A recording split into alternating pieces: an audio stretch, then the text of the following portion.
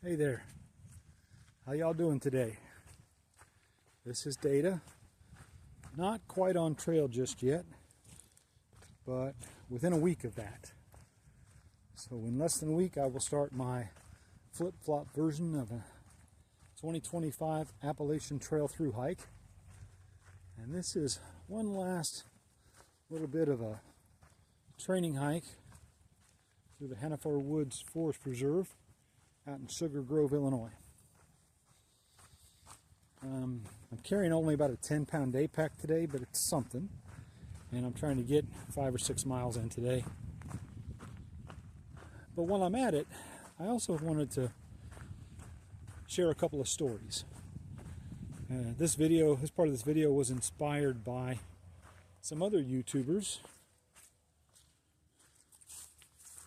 who have, as I've been watching this past couple of weeks as folks get their through hike started, been sharing some folks the moment in time when they decided to either be a hiker or to be a through hiker. I realized that I had been answering this question for friends and family for a while, and it wasn't just specifically why are you hiking the Appalachian Trail or why do you want to go camp in the woods. It was more generally, why hiking? And for God's sake, why through hiking? And I realized as I answered that question to my friends and family, and as I saw other people sharing their experiences on YouTube, that this is something that maybe some of us in the hiking community share. That is, we may all have origin stories about how we came to be hikers or through hikers. Now, for some people, I'm sure it's an evolution. And I guess in some ways it was for me. And yet, like a few other folks I saw on YouTube recently, my two origin stories of how I came to be first a hiker and then a through hiker have specific points in time that I remember being the moment when I decided that I was each of those two things. Pardon me as I watch my footing here. The trail's a little bit muddy today. Had a fair amount of rain and also some melt from the winter snow over the past week as it's warmed up in the Midwest. So first off, to my identity as a hiker. So that identity I owe to family vacations when I was a child, and in particular to my mother. So many of you watching my channel for a while now will know that my mother passed away, sadly for me, at the beginning of February. So I haven't had as many videos going up because it's been a very tough month. Mom and I were close, especially so in the 10 years since my dad passed away. I'm honored that I was one of the few men, if not the only man, who she trusted very much in the last decade of her life. And we had become friends and confidants more than just mother and son. So I'm missing her dearly. And also because I created this YouTube channel originally, in part, so that Mom, who used to love to travel when she was younger, but couldn't any longer travel very much because of mobility issues. And I wanted her to be able to share this journey with me and maybe live vicariously by watching me on YouTube hiking these Appalachian Mountains, which were her favorite place in the entire world to go for a vacation. My mama loved those mountains like nobody's business. The Smoky Mountains and Dolly Parton might have been the two favorite things outside of family and community in my mother's life. So I won't be able to share that with her this time, except as I sprinkle her ashes at various places along the trail. So how did Mama lead me to the epiphany that I was a hiker? You might be wondering at this point. Well, as a child, when I was 8, on one of the many, many vacations we would take to the Smokies, we were staying in a little hotel down in Gatlinburg, and we would take day trips and go on short hikes different places. And one of those places was Clingman's Dome. As an 8-year-old, I was not really fond of hiking, and I was just generally a pain in the neck. So we got to Clingman's Dome, and Mama browbeat me until I walked all the way up that blasted, curving, arched walkway to the top. And I did not care for any of that. And I think it was partly because as a smaller child, you can only see over the railing just a little bit. So mostly I was looking at, grown-ups' waistlines and the concrete, which was not at all fun for me, I didn't think. Now when we got to the top of Clingman's Dome, and I could look out over the vast countryside that you can see from there, I began to understand why it was a special place. Because I could look in many miles in any direction and not see housing and not see highways or power lines. And it was intriguing, even to a grumpy 8-year-old.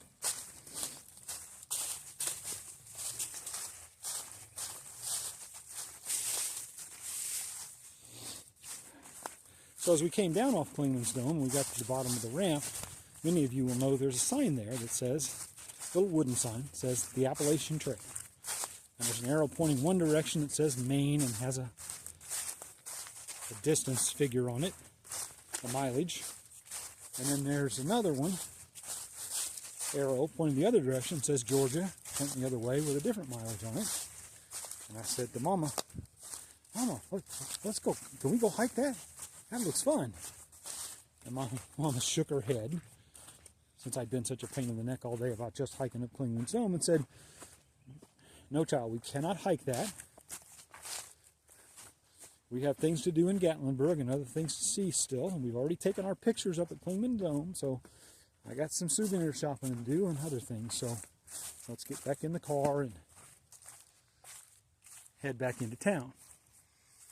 Well, I was pretty roundly disappointed, as I can recall pretty vividly, but I also thought, as I saw grown-ups out with backpacks on heading up that trail, that one of these days I would go for a hike.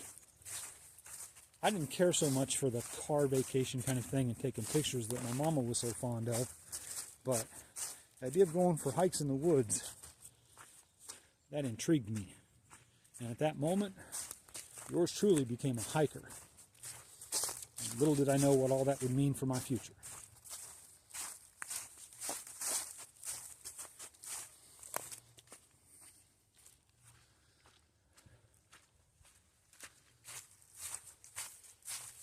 So then the second origin story for my identity, this time as a thru-hiker, which happened in the midst of Hurricane Helene, was this big old blow down here kind of reminds me of. Goodness, that was a big old tree that came down. Not this year, I don't think. Looks like it's maybe been here for a while.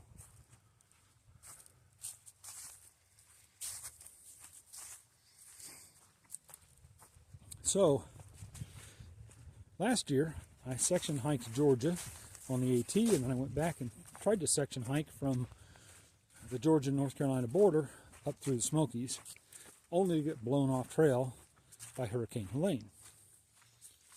My last day on trail last year was the first day of Hurricane Helene. So I had stayed in Franklin at Chica and Sunset's place and been dropped off, I think at Winding Stair Gap, to maybe someplace else. I don't remember exactly that part. I hiked up the Siler Bald shelter, made camp for the night in the shelter, and waited for the storm that I knew was inevitable to blow in, which it did, in its full glory about 10 o'clock at night. But that was fine. I was in the shelter. It just rained and poured cats and dogs. Thunder and lightning were so fierce that it scared the bats that had made the Siler Bald shelter home, which was kind of funny to me. The bats were more frightened of the storm than I was, to be honest. So the next morning, the rain had stopped and all the water caches were filled up. So I headed out, knowing there was another day of the storm coming in, because this had just been the pre-storm. but that if I could make Burning Town Gap by nightfall, I might escape the rain just in time. So a hike and I went. I got to Wirebald Fire Tower in good time. It was all socked in, and you can see some videos of that on my YouTube channel. But I called the Gorgeous Days Hostel and made a reservation and asked them to pick me up at Burning Town Gap at 4 o'clock. It was noon or so, so I headed out thinking I would take a nice leisurely stroll down what I knew to be a fairly well-maintained and easy path northbound out of Wirebald Fire Tower. And the trail was nice, except about a half an hour in, I came across a tree that had to have been 80 to 100 years old that had been blown down the night before with its crown sitting straight across the path. Shot some video of that, and then proceeded to tear away at limbs by hand to rip enough branches out so that I would be able to find the trail on the other side, because when I first came up on it, you couldn't even see where the Appalachian Trail was on the other side of that big blowdown. So I got through it. No sooner did I get through it than it started to rain again, as fiercely as the night before. So I stopped and put on rain gear and put my pack cover back on my pack and picked up my pace a little bit. And it did seem like the more preparations I took to fend off the rain, the harder Mother Nature decided to visit me with rain. To the point where I began having discussions with whoever in Mother Nature might be listening, along the lines of, really? Really? Is that all you got? You can't rain any harder than that? And a couple of times yelling these things at the top of my lungs in the middle of nowhere. A clap of lightning would go off. That was really very creepy. And then I realized that if a blowdown were to come loose now along this trail and fall down on me like the one that I had just cleared, that I might be a dead man. That is to say, my Garmin inReach would not find a satellite signal in this situation, and there was no one out on trail. I had literally seen not a single other hiker all day. Now, I think that's because most people were smart enough that they had gone ahead and gotten off trail. But me, no. This was just day one of Hurricane Helene, and I thought, well, I can walk through this.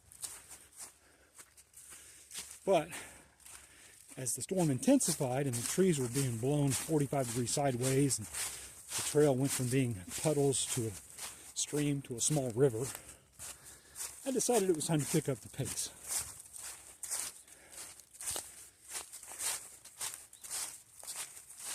And as I did, I ended up getting to Burning Town Gap at 2 o'clock instead of 4 o'clock, a couple of hours early, because that's how much I had picked up my pace.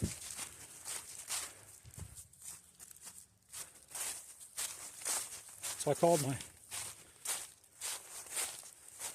shuttle driver, and they said they needed a particular vehicle to get up the fire road to get me at Burning Town Gap, and that it was not immediately available because they were off picking up somebody else. I was evidently not the only fellow on trail that day who needed a ride. So they said they would be an hour and a half or so.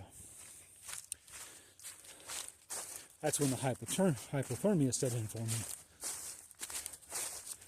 I began shivering, shaking almost uncontrollably, and I thought I can either find a big tree to hide out under, which I tried and that didn't work, or I could pitch my tent and try to get warm in my tent in my sleeping bag and that kind of thing, which seemed like it might be tough to get done and stay dry.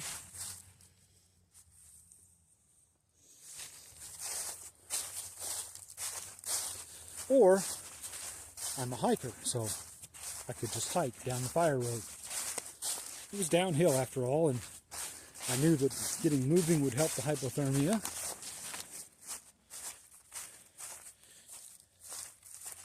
And I also knew that as I went down in elevation, the temperature would go up just a little bit, and that would help stave off the hypothermia as well. So that's what I did. I hiked down the hill to where the gravel fire service road met up with the paved road, and just as I got there, my shuttle driver pulled up. As if directed by the hand of God, there he was. Nice, warm van and a change of clothes and a towel to wrap around myself. A lifesaver. Scott's timing that day was perfect. But I will say that coming down the fire road out of Burning Town Gap, I did have an epiphany that for all Mother Nature or God or the mystical universe or however you choose to think about that had been able to throw at me that day, I had actually done just fine. Hell, I was ahead of schedule. So now I realized, not only am I a hiker, I'm going to come back in 2025 and thru-hike this blasted trail. I don't know how I'm going to do it. I'll have to work out some kind of a deal with Mrs. Data and to get my life rearranged. But that hike through Hurricane Helene was at the same time terrifying as could be and extremely invigorating. And it was that moment coming down the fire road out of Burning Town Gap that I decided Data on trail was going to become a thru-hiker. And the Appalachian Trail will be the first thing I hiked. So for me, that journey will begin in earnest in just 5 or 6 days from now as I step off into Shenandoah's northbound on my 2025 Appalachian Trail flip-flop of a thru-hike. So now, as always, I just want to say this is Data on Trail, wishing each of you happy trails.